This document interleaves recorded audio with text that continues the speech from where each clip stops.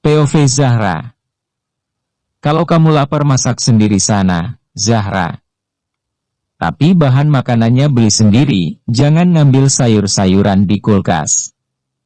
Itu punya kami. Tante Susi menjawab enteng. Dasar benalu nggak tahu diri. Aku benar-benar kehilangan kesabaran. Awas kalian, ya. Ayo mas.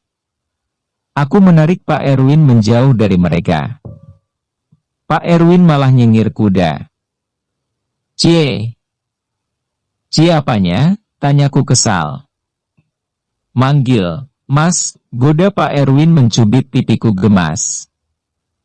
Maaf, lupa. Aku mengerut sebal.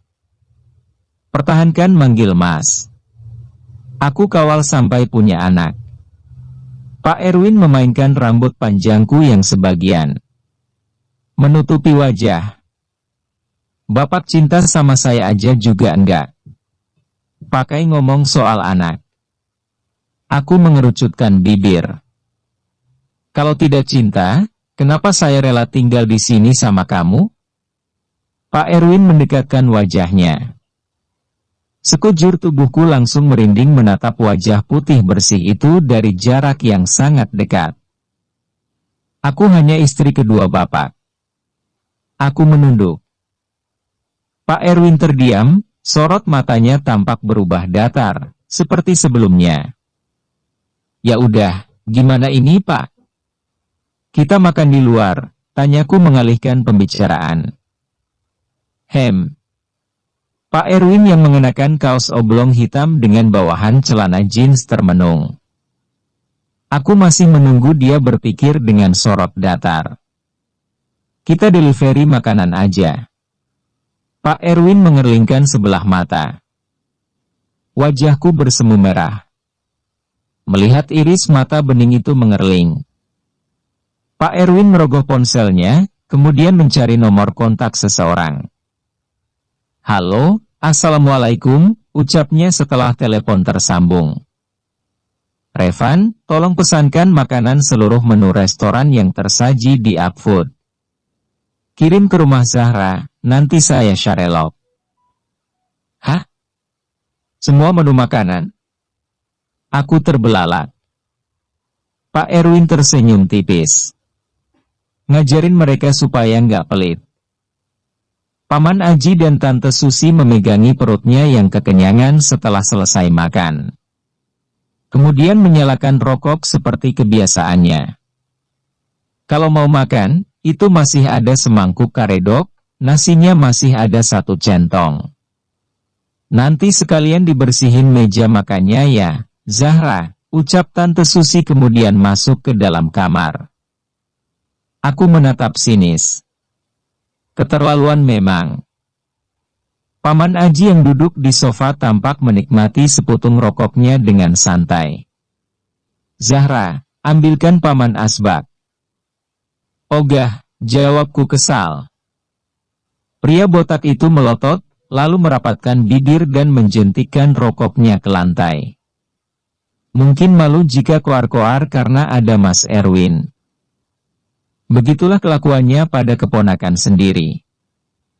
Aku dan Pak Erwin masih berdiri di ruang tengah. Melihat Rustam dan Kak Sari yang menyusul pergi dari dapur. Mereka tampak kekenyangan.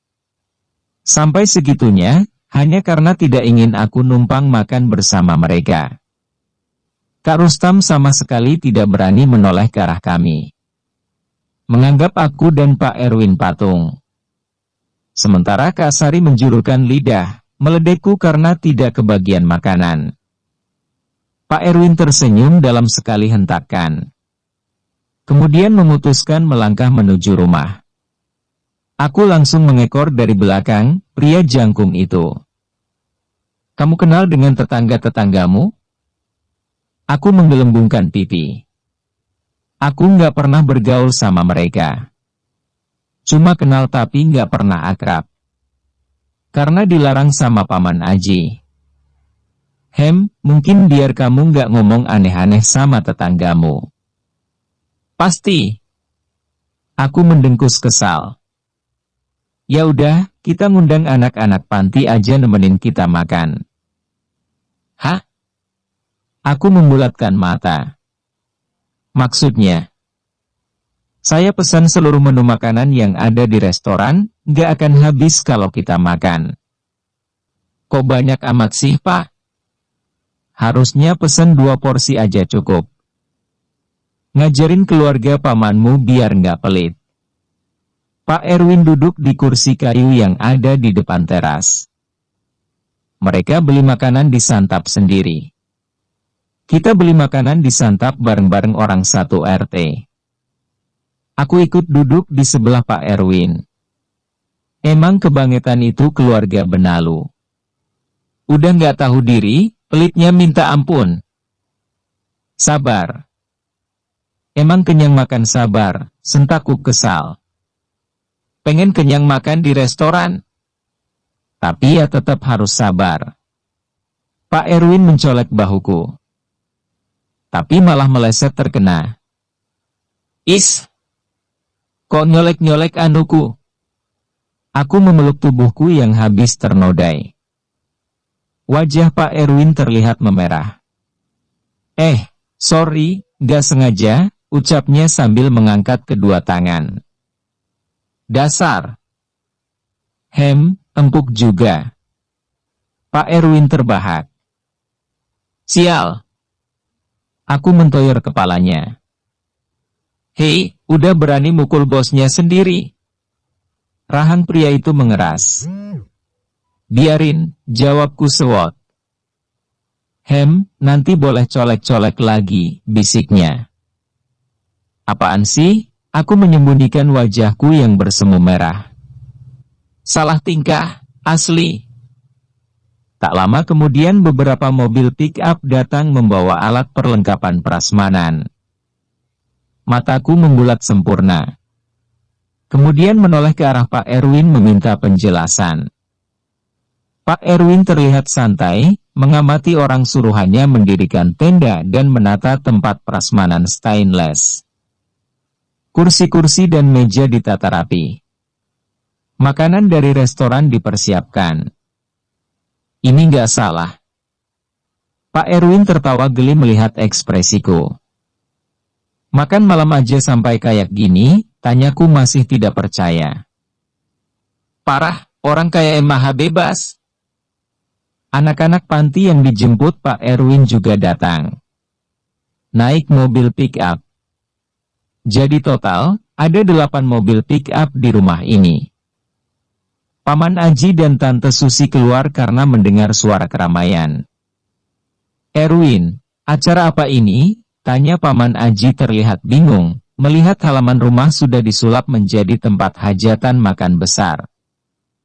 Kami mau makan malam, karena kebanyakan pesan makanan, jadi, anak panti kami undang.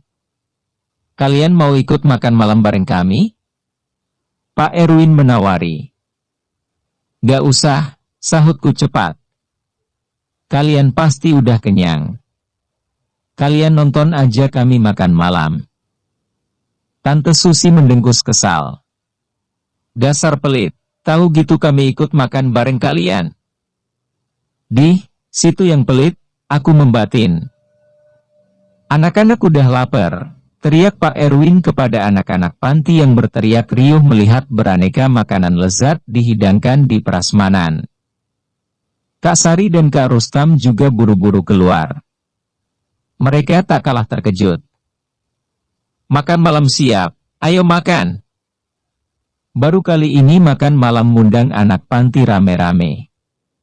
Pak Erwin benar-benar somplak.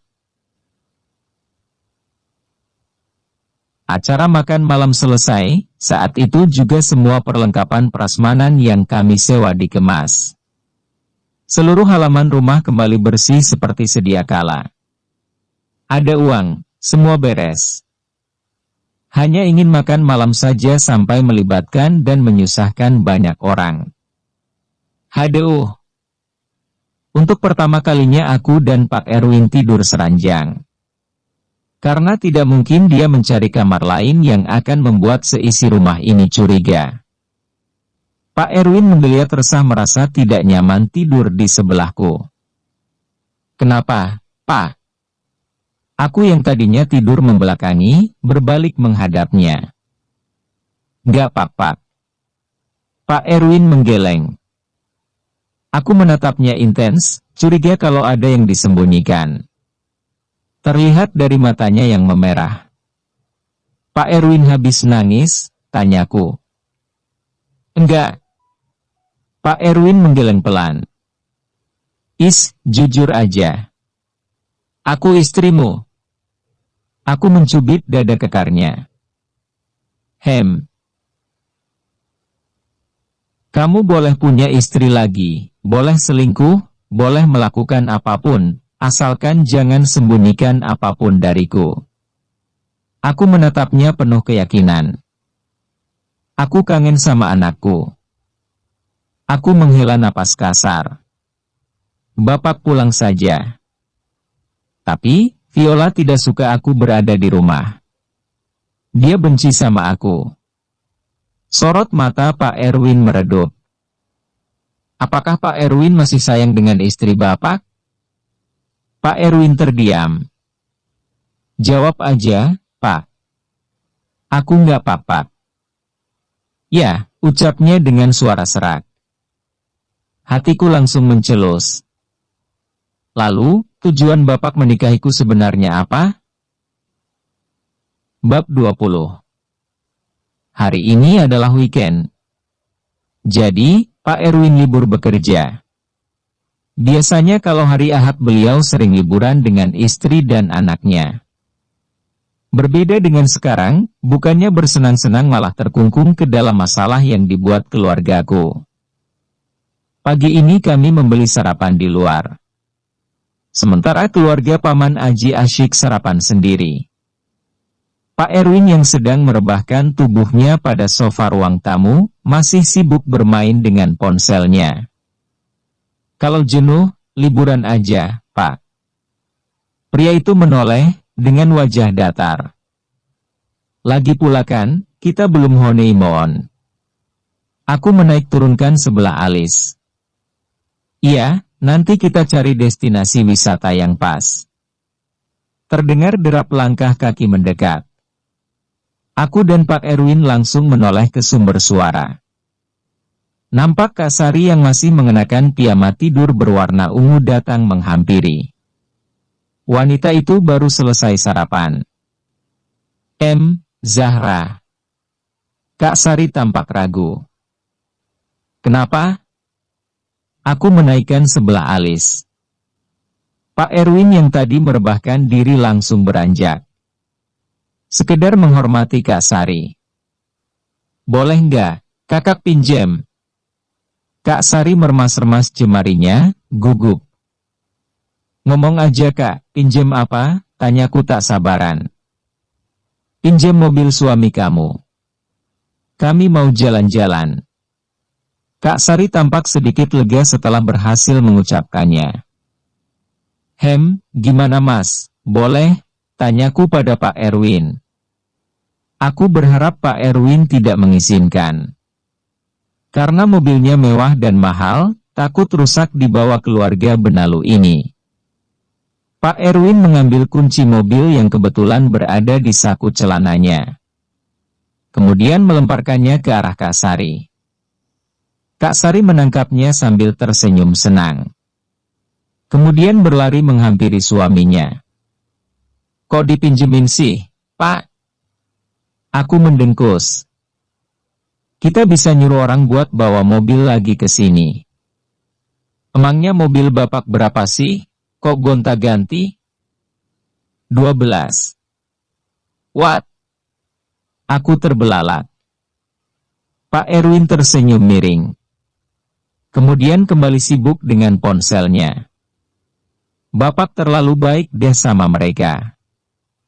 Kamu cepat mandi, kita juga akan berangkat jalan-jalan. Wajahku langsung berbinar. Ikut keluargamu. Rame-rame biar seru. Bibirku mengerucut. Jangan kita nyari tempat lain aja. Pak Erwin beranjak dari duduk kemudian menepuk-nepuk puncak kepalaku. Ikuti saja rencanaku. Aku mengekori pria tampan itu melangkah ke dalam. Menghampiri Paman Aji yang sedang asyik menonton televisi. Kalian tidak jalan-jalan? Tanya Paman Aji. Kami bingung memilih tempat rekreasi. Boleh kami ikut kalian? Tanya Pak Erwin. Aku langsung mencubit lengannya. Agar mengurungkan niat. Paman Aji menyorot kami dengan tatapan datar. Saya akan menanggung biaya kalian jalan-jalan, imbuh Pak Erwin membuat Paman Aji terlihat senang. Baiklah, kita berangkat jam 9. Paman Aji tampak antusias. Dasar kikir. Pak Erwin merangkul bahuku. Mengajakku masuk ke dalam kamar. Ayo cepetan mandi, kita siap-siap. Pove Erwin. Aku sudah rapi mengenakan pakaian santai berupa kaos hitam dan jaket bomber berwarna gelap. Rambut pun sudah klimis, tersisir rapi. Saya keluar sebentar mengambil sesuatu, pamitku kepada Zahra dan Paman Aji. Aku langsung melajukan mobil BMW putihku keluar dari pelataran rumah Zahra. Sialnya, jalanan sedikit macet. Banyak orang-orang yang berangkat liburan di akhir pekan.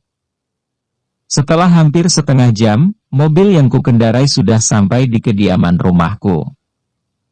Aku menutup pintu mobil sedikit keras, kemudian melangkah memasuki rumah. "Papa!" teriak seorang bocah yang berlari ke arahku. Aku langsung menangkap tubuh mungilnya, lalu melemparkannya ke udara hingga jatuh ke dekapanku. "Papa kemana aja nggak pernah pulang?" tanyanya dengan mata berkaca-kaca. Aku terdiam sambil menelan ludah, dengan susah payah. Rena kangen sama papa. Rena masih menyorot wajahku dengan tatapan sendu. "Papa sibuk kerja, sayang." Aku mengecup pipinya sedikit lama, sambil memejamkan mata.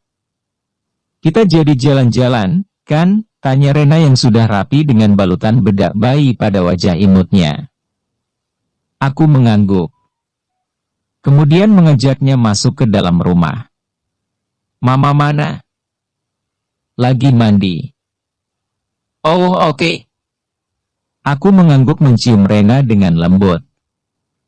"Kalian berdua berangkat aja, aku nggak ikut." Viola menyahut dari atas tangga. Wanita berambut panjang itu masih mengenakan kimono yang membalut tubuh. Aku menoleh sekilas, kemudian kembali beralih ke arah Rena yang cemberut. "Kenapa mama nggak ikut?" tanya gadis kecil itu. Viola terdiam. "Mama nggak kangen sama papa?" Aku menghela napas kasar sambil mencium tengkuk Rena. Dada ini mendadak sakit melihat sikap Viola yang terlihat jijik menatapku. Rena sekarang gak pernah melihat papa dan mama ngobrol kayak dulu lagi. Viola menggigit bibir. Sorot matanya meredup. "Mama dan papa sudah bukan siapa-siapa lagi, Rena." "Maksud mama apa?" tanya Rena bingung. Aku mendorong wajah Rena ke dadaku. Memeluknya semakin erat dalam gendongan. Kemudian membawa gadis kecil itu keluar. "Kita berangkat berdua aja, ya," ucapku sambil menatap Viola dengan wajah sendu. Kami berdua melangkah menuju mobil. "Papa sama mama kenapa sih?" tanya Rena bingung saat aku mendudukannya ke kursi mobil. Aku hanya bisa menjawabnya dengan seulas senyum. Mencium keningnya, kemudian duduk di kursi kemudi. Rena melipat kedua tangannya di depan dada. Mirip seperti orang dewasa lagi ngambek. Gak seru kalau jalan-jalannya nggak ada mama. Kurang lengkap. "Rena, mama lagi ada urusan. Dia nggak bisa ikut." "Arg. Kenapa papa nggak paksa mama?" Rena menjerit sambil memukul-mukul bahuku. Aku terdiam dengan bibir yang bergetar. Tak jadi menyalakan mobil. Papa kenapa diam aja? Ayo ajak mama. Tangan mungil Rena masih memukul-mukul bahuku. Kali ini diiringi oleh isakan yang lolos dari bibirnya. Sorot mataku meredup, dengan lidah yang terasa keluh. Aku tak sanggup mengatakan yang sebenarnya kepada Rena. Ayo pak, ajak mama biar ikut. Hiks hiks hiks. Rena mengencangkan tangisnya. Maafin papa, jawabku dengan suara serak. Menoleh ke arah Rena dengan mata berkaca-kaca. Yesa, maaf kenapa? Teriak Rena kesal karena keinginannya tidak terpenuhi. Aku menjulurkan kedua tanganku, ingin menggendongnya. Namun, Rena menepisnya dengan kasar. Bocah kecil itu berteriak dan menjerit kesal, melampiaskan kekesalan. Aku terdiam beberapa detik, lalu menjatuhkan wajah ke kemudi. Mermas-remas kepala yang terasa pusing. Setetes air mata menitik, meratapi kehancuran ini. Aku berencana mengajak Rena dan Viola jalan-jalan bersama Zahra. Sekaligus memperkenalkan Zahra sebagai mama baru Rena. Dengan berangkat bersama keluarga Zahra, aku berharap Viola bisa melihat kemesraan Rustam dengan istrinya. Aku ingin Viola sadar bahwa dia tidak pantas menghancurkan rumah tangganya sendiri hanya demi pria berhati busuk seperti Rustam. Ceklek! Kami berdua menoleh, melihat Viola membuka pintu kemudian masuk ke dalam mobil. Udah nggak usah nangis, ucapnya sambil berkaca pada cermin kecil di tangannya. Lalu, mengoleskan lipstik ke bibir. Aku menghela napas lega, kemudian mulai melajukan mobilnya. Tangis Rena perlahan berhenti. Gadis kecil itu tampak merasa malu. Menyeka air matanya dengan punggung tangan. Sementara kulirik lewat kaca spion mobil, Viola sedang sibuk chattingan dengan ponselnya. Hening, tanpa obrolan sama sekali. Hanya terdengar suara deru mesin mobil yang kami tumpangi. Serta suara isakan Rena yang masih tersisa. Rena udah, jangan nangis lagi, nak. Viola berdiri, memberikan tisu untuk Rena.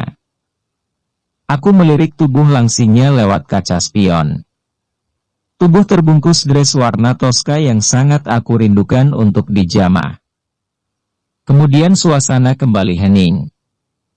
Kami sibuk dengan pikiran masing-masing. Kita mau jalan-jalan kemana? Aku terdiam beberapa detik sebelum menjawab. Kita ikut keluarga Zahra. Viola terbelalak. Apa? Kenapa? Tanyaku datar. Jadi, kita akan semobil dengan Zahra? Bersambung.